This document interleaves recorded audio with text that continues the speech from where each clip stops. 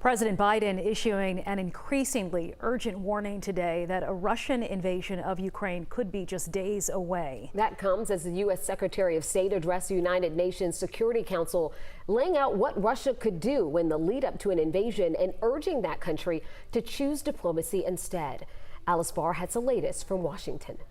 Good afternoon, Jennifer and Sheba. The Secretary of State gave an unusually detailed description today of steps Russia could take to create a false justification for an invasion.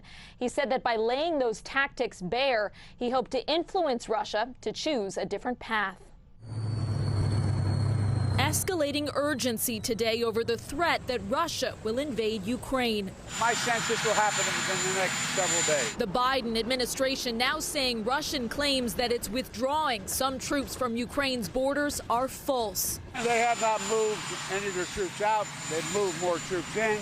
The U.S. believes there are now more than 150,000 Russian troops in position near Ukraine, though the administration insists there is still a diplomatic path forward. I am here today not to start a war, but to prevent one. Secretary of State Antony Blinken making a last-minute address today to the United Nations Security Council, urging Russia to make clear it will not invade Ukraine. Then demonstrate it by sending your troops, your tanks, your planes back to their barracks and hangars, and sending your diplomats to the negotiating table.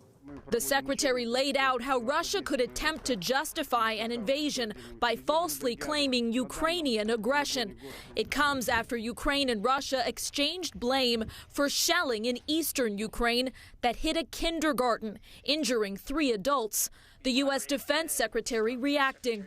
We've said for some time that the Russians might do something like this in order to justify a military conflict, so we'll be watching this very closely. Also today, Russia again threatened, quote, military technical measures if the West won't meet its core demands, limiting the NATO alliance in Eastern Europe, demands the U.S. and allies have repeatedly refused.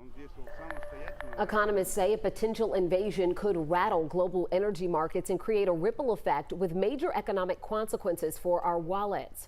Russia is the world's second largest producer of oil, and supply is already failing to keep up with demand. That's partly why we have seen oil prices move up. Nationally, we saw prices hitting $3.51 per gallon Wednesday, a 7-year high. So an invasion or sanctions that cut off supply could send prices even higher.